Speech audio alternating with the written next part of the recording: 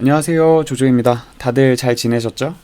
오늘은 챗 GPT를 활용해서 직장인들이 뭘 할 수 있을지 그 활용법을 제가 좀 준비를 해왔는데요. 그 내용 한번 보러 가시겠습니다. 근데 이거 내용 보러 가기 전에 제가 잠깐 재밌는 얘기 하나 해드리려고 하는데요. 여기가 실리콘밸리에 있는 회사예요. 실리콘밸리에 있는 한 회사인데 어느 날 보안팀에서 자기네들의 지금 이 컴퓨터 PC에 뭔가 승인되지 않은 지역에서의 뭔가 접근이 계속 발견이 되는 거예요. 그래서 계속 추적을 하다 보니까 뭐지?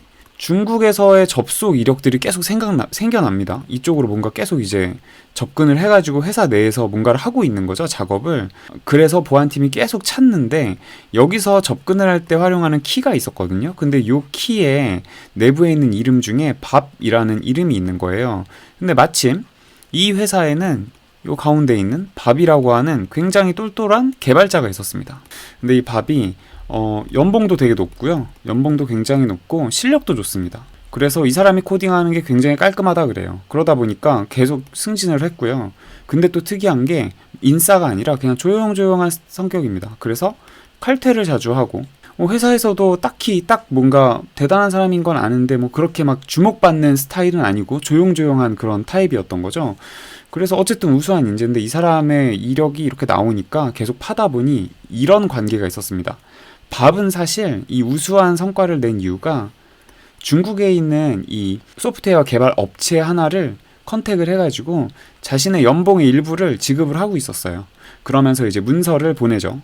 아마 팀장님이 보낸 문서였을 거고 요거를 얘네가 분석을 해서 얘네가 이제 요 문서를 열심히 분석을 해가지고 요거를 이제 코드를 개선하거나 새로운 뭔가 서비스 플랫폼에 적용할 수 있는 것들로 변환을 딱 해가지고 전해주면 얘는 팀장님한테 이제 올리고 퇴근해서 노는 약간 그런 삶을 살고 있었던 겁니다. 이걸 딱 봤을 때 사실은 와 진짜 천재다. 진짜 천재다 이 생각을 했죠. 이 아웃소싱을 이용하는 거를 뭐 당연히 뭐 취업 규칙 이런 것들이 있긴 있겠지만 어쨌든 본인의 돈을 이용해서 회사에 있는 걸 횡령한 것은 아니고 이런 걸 이용하는 것 자체는 굉장히 똑똑했다. 하지만 당연히 이런 어떻게 보면 회사의 기밀과도 같은 서비스에 대한 내용이라든지 그리고 이런 곳에 접근할 수 있는 인프라에 접근할 수 있는 키를 주는 건 보안 사유를 어긴 거죠. 그래서 범죄를 저지른 거죠. 그래서 결국은 밥은 뭐 끌려가고 잘리고 여러 가지 안 좋은 일이 있었다고 하는데 어쨌든 굉장히 재밌는 그런 사례였어요. 그래서 이게 근데 제가 그냥 만들어낸 얘기가 아니고요. 2013년도에 실제로 있었던 일입니다. 미국의 프로그래머가 중국에 아웃소싱을 하고 본인은 업무 시간에 서핑을 했대요. 그럼 업무 시간 어떻게 보냈는지 한번 보면 진짜 이 모르는 사람들은 에이스라고 생각했을 것 같아요. 이 밥형은 일단 뭐 시간 보시면 9시에 오전 9시에 출근을 합니다. 출근을 하고 네이버 카페 그 외국에는 레딧이라고 해가지고 뭐 이런 네이버 카페나 뭐 이렇게 수다를 떨 수 있는 국내에는 DC 인사이드 뭐 이런 사이트들이 나오죠. 거기 서칭하고 대화하고 놀다가 고양이 비디오를 봅니다. 냐옹이 비디오를 냐옹냐옹 시청을 하고 노시는 거죠 그냥. 그리고 나서 11시 반쯤에 즐거운 점심시간 1시간 반 아주 넉넉하게 즐기고 오셔가지고 조금 뭐 자기 개발이라도 좀 하시면 좋을 것 같은데 이제 이베이로 들어가십니다. 이베이에 접속했다가 또 놀다가 2시쯤에는 뭐 페이스북이랑 링크드인 들어가서 뭐 채용도 찾고 친구들이랑 대화도 하고 그러다가 이제 오후 슬슬 졸릴 때쯤에는 뭔가 근무 종료 보고를 하는데 아마 이때 중국에서 보내줬겠죠. 그래가지고 종료 보고를 하면은 이 친구 깔끔하게 잘 만들었네. 칼퇴. 이게 이제 우리 밥형의 하루입니다. 밥형의 하루인데 너무 아름다운 하루를 이런 식으로 보내시는데 이렇게 외주를 했던 우리 밥은 와 진짜 그 내부에 대한 평가가 이랬대요. 그 코드가 굉장히 클린하고 뭐 기획서라고 치면 기획서가 아주 깔끔한 거죠. 그리고 너무 잘 쓰여진 거예요. 이게 코드는 나중에 수정이나 또 다른 분들이 그 생성한 코드랑 연결하고 이런 부분이 있어야 되고 개발자가 이제 나가게 되면 뒤에 있는 사람들이 다시 이어받아서 수정해야 되는데 굉장히 중요하잖아요. 이런 것들이 이 빌딩 안에서 베스트 디벨로퍼 최고의 개발자로 평가받는 엄청난 사람이었대요. 완전 에이스였대요. 뭐 한마디로 평하면 자본주의를 정말 제대로 이용하는 상남자다라고 할 수 있겠습니다. 여러분들 다 아시다시피 자본주의가 뭡니까? 자본주의의 가장 강력한 힘은 사람을 돈 주고 고용할 수 있다. 진짜 강력한 거거든요, 여러분. 우리가 뭐 머리 필 때 고데기를 쓰고 어디 돌아다닐 때 버스를 타고 뭐 버스가 타기 싫은 사람들은 자기 차를 구입하기도 하고, 근데 이런 것들이 전부 돈으로, 이 자본주의가 돈으로 어떤 편의, 서비스를 사버리는 거잖아요. 내가 걸어서 가도 되지만 그 수고로움을 줄이기 위해서 차를 사는 것처럼. 근데 이 자본주의의 가장 강력한 점이 이 사람을 고용할 수 있다는 거거든요. 돈으로, 합법적으로. 근데 어쨌든 이 사람은 그걸 활용해서 각종 개발 외주로 본인 연봉의 일부밖에 안 쓴 거예요. 근데 이 회사에 있는 업무뿐만 아니라 다양한 업무들 보고를 받으면서 수억을 벌었던 거죠. 굉장히 편하게. 사실 회사 나가서 사업해도 뭐 충분히 잘할 수 있었을 텐데 이렇게 또 꼼수를 치다가 범죄자가 돼버린 거죠.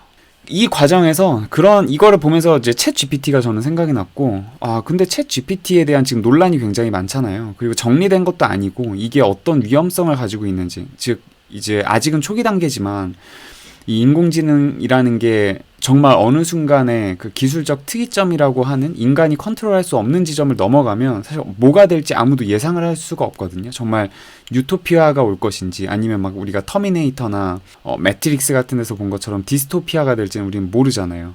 하지만 이거를 이제 너무 그렇게 멀리 가진 말고 좀 가볍게 우리 직무로 생각했을 때 이게 어떻게 보면 아웃소싱 역할인데 이게 치팅일까?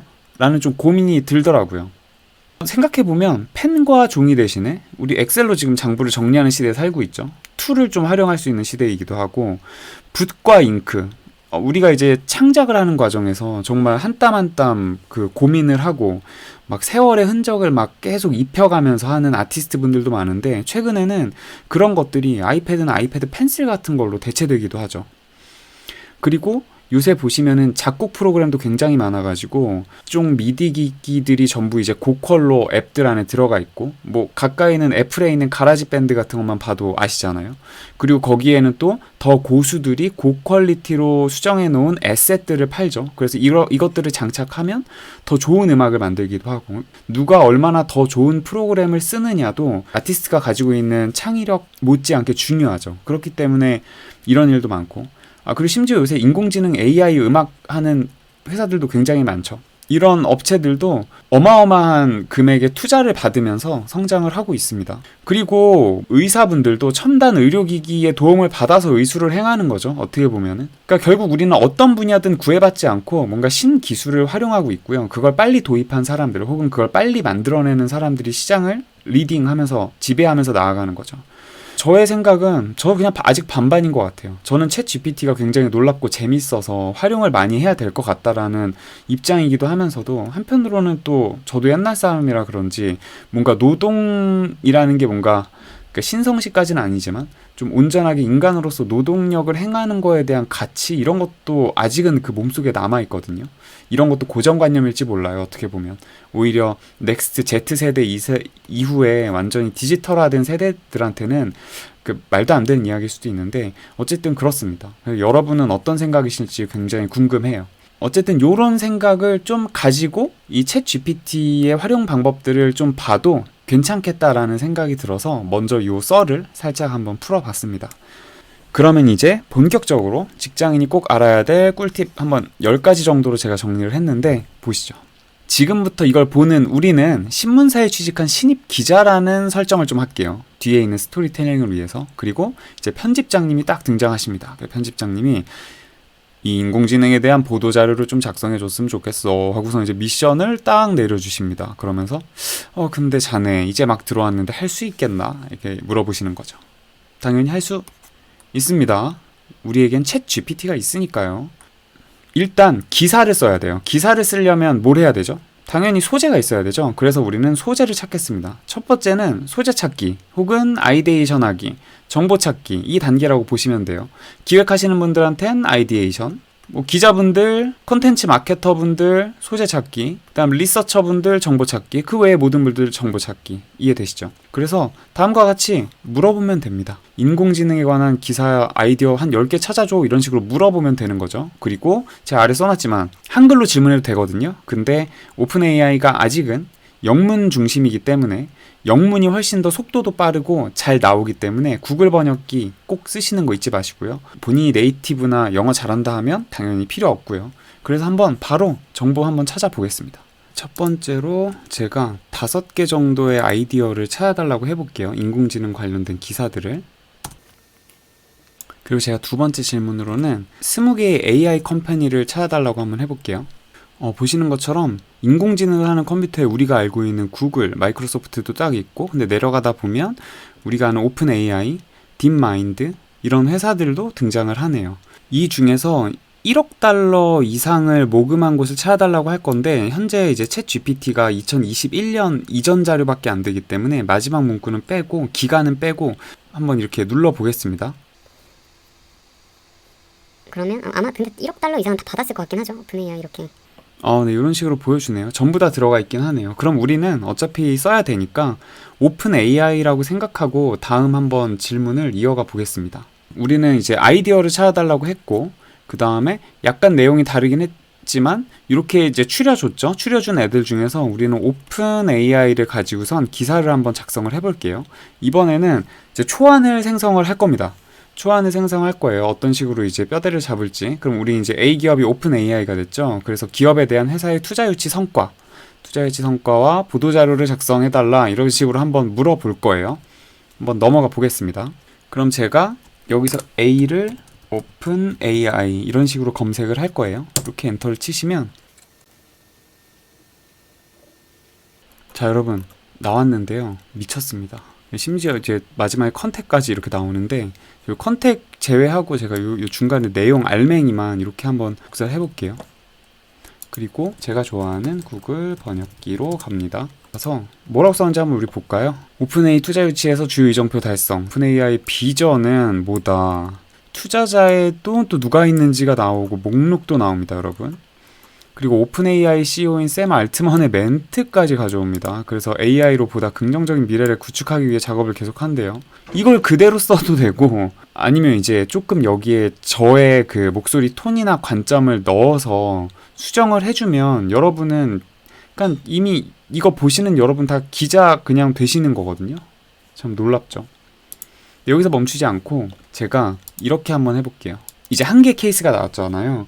위 문장과 다른 관점으로 한 개의 기사를 더 작성해줘. 이렇게 그냥 하겠습니다. 얼마나 다른 관점이 나올지는 사실 모르겠어요. 여기서 다시 붙여놓고 엔터를 칩니다. 사실 여기서도 여러분이 번역을 시킬 수 있는데 한글 번역이 느리니까 이런 속도가 안 나오거든요. 그래서 그거는 가급적이면 영문으로 쓰시는 걸 추천드릴게요. 자료도 훨씬 방대하거든요. 네, 이런 식으로 이제 작성이 되었습니다. 이렇게 작성이 되었고, 제가 이 정도만 한번 잘라서 구글 번역기에 가져가 보면 약간 다른 느낌이네요. 아까는 좀 긍정적이었던 것 같은데, 투자 기대치를 충족하지 못한다, 일부만 조달해서 못했다, 비평가들은 수익원이 부족하고 수익성에 대한 불확실한 경로에 투자의 주요 장애물로 지적했다. 와, 진짜 다른 관점으로 글을 써줬네요. 위에 작성한 기사를 비교하고 평가해줘 라고 한번 해볼게요. 여러분, 약간 소름 돋을 것 같은데요. 비평한 것도 구글 번역기로 가볼게요. 첫 번째 기사는 투자 유치 성과에 대한 긍정적인 관점을 제시하고 블라블라블라블라. 두 번째 기사는 회사가 투자 측면에서 기대를 충족시키지 못하고 블라블라블라, 부정적인 관점을 제시합니다. 두 기사는 동일한 주제에 대해 서로 다른 관점을 제공하지만 첫 번째 기사가 더 호의적이며 두 번째 기사가 더 비판적이다. 두 기사 모두 허브이물 오픈AI의 투자 성과에 대한 정보가 정확하지 않다는 점을 이해해야 하는 것도 중요합니다. 제 지식 컷오프는 2012년이며 최신 정보가 없습니다.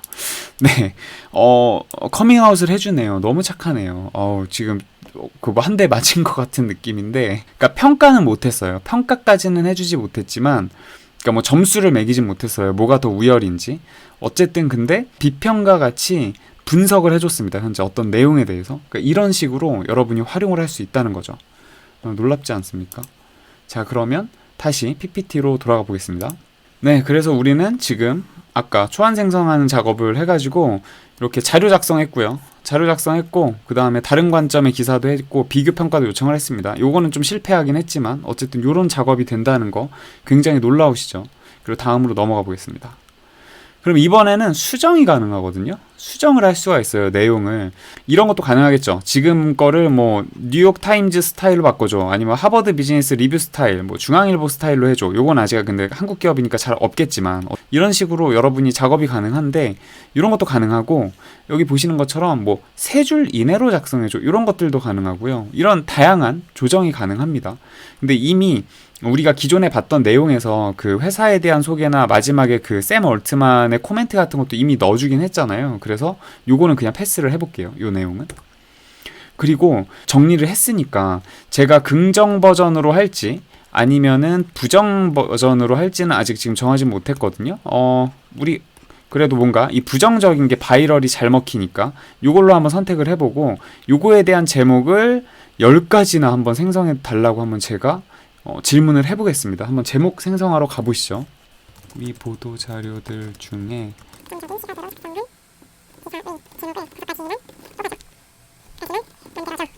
5가지 왔는데 지금 봐도 뭔가 좀 실패와 관련된 얘기인 것 같죠? 가서 번역하면 현실을 확인했다. 투자 기대치를 충족시키지 못함. 포화되었다는 신호인가? 요 내용이 좋아서 복사로 가져가겠습니다. 이거 복사로 가져가고 이 중에 저는 기사로서 재밌어 보이는 게 이 2번째 거였죠. 오픈 AI는 투자 기대치 충족하지 못함. AI 시장이 포화되었다는 신호인가? 뭐 이런 것도 괜찮은 것 같고 이런 식으로 제목이 설정이 됩니다. 그리고 이제 다듬기가 가능합니다. 그래서 지금 보시는 것처럼 문장을 좀 더 깔끔하게 해줘. 뉴욕타임즈 스타일로 수정해줘. 보도자료를 2000자 이내로 정리해줘. 위 문장을 영문으로 번역해줘. 이런 것들이 가능한 거죠. 뭐 영문이나 아니면 이제 한글로도 번역 가능해. 이런 식으로 이제 바꿀 수가 있는 거죠. 한번 이 중에서 잠시만요. 한번 돌아가서 다시 해볼게요. 끝에다가 붙인 다음에 엔터를 누르면 네, 보시는 것처럼 997자로 정리를 해줍니다, 여러분. 이렇게 메모장에다가 그럼 이런 식으로 여러분 정리가 되는 거죠. 오픈AI 투자 유치 투쟁, 안전하고 유익한 AI에 대한 회사의 약속은 현실적인가? 이 투자 없이는 어려울 것이다. 그리고 이 밑에 이제 그래서 뭐 날짜, 기사, 그다음 기자명 이런 것들 작성해 주시면 여러분이 이제 한글 버전의 기사를 작성을 하게 되는 거죠. 여기서 제가 그 화면으로 넘어가기 전에 거기에는 작성을 안 했는데 이 내용을 카피하신 다음에 보통 보도 기사에는 물론 오픈 AI니까 오픈 AI의 그림을 중간에 넣겠죠. 근데 삽화가 필요하잖아요. 그때 달리로 갑니다. 한번 이렇게 한번 써볼게요. 이게 제가 맞는지 모르겠어요. 뉴스페이퍼 이미지로 해달라고 한번 써보면 뭐 이런 식으로 그려주네요. 이런 식으로 뭔가 그려주네요. 제가 뭐 탐탁지는 않지만 그리고 내용이 뭔가 연결되어 있는 것 같지는 않은데 근데 이게 아무래도 지금 이 기사는 좀 오픈 AI라는 특정 기업에 대한 기사다 보니까 뭔가 안 어울리는 것 같기도 하고 또 이제 완성되어 있는 느낌이 아니다 보니까 좀 부정적으로 보이기도 하고요. 이런 식으로 활용을 할 수 있을 것 같기도 합니다. 그래서 우리가 보시다시피 이제 다듬기 작업도 한번 했어요. 1000자로 했는데 잘 나왔죠. 뉴욕타임즈 스타일 같은 것도 넣으실 수 있고 이런 식으로 이제 다듬는 작업을 할 수가 있습니다. 제가 앞에서도 말씀드렸지만 이게 꼭 신문 기자일 뿐만 아니라 누구나 활용 가능하다는 거죠. 결국은 우리는 맨 처음에 뭔가를 시작할 때 소재를 찾아야 되고 소재를 찾고 나서 이거에 대한 초안의 글을 생성을 하죠. 이 소재는 아마 이미 대화한 내용이겠죠. 그 대화한 내용들이 이어지는 게 소재일 거고 그래서 우리가 어떤 점을 너네한테 제안하는지 초안을 생성을 할 거고 이걸 좀 더 이제 다듬어서 깔끔하게 뭐 이렇게 여기서는 글로 막 썼다면 여기서는 뭐 점 뭐 이런 식으로 해가지고 좀 깔끔하게 수정하는 작업을 하겠죠. 그리고 이 이메일의 제목을 그 위에다가 붙일 거고 제목을 붙일 거고 마지막에 한 번 더 뭐 틀린 문장 없는지 이런 것들 뭐 맞춤법 검사기로 수정해서 다듬으시잖아요. 똑같습니다. 코딩을 할 때도 똑같을 거고 그림을 그릴 때도 사실은 똑같은 과정일 거고요. 작곡도 마찬가지라고 생각하고 이 5가지 흐름에 따라서 아마 진행될 거기 때문에 챗 GPT의 활용성이 당연히 모든 직업에 있을 거라고 봅니다. 그래서 보시는 것처럼 뭐 기획자, 마케터, 개발자, 리서치, 기자, 연구자, 그리고 학생, 블로그 제작, 여행 계획을 세우는 거, 오늘 할 일을 정리하는 것까지 안 쓰이는 데가 없겠죠.